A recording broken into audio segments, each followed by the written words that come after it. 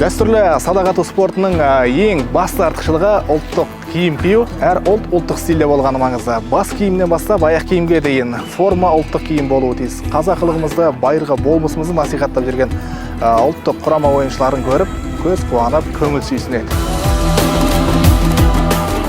Садақ тартудың өзі өнер, табандылықты қажет етеді. Оны бір тарту 24-25 келі жүк көтергенмен тең деседі.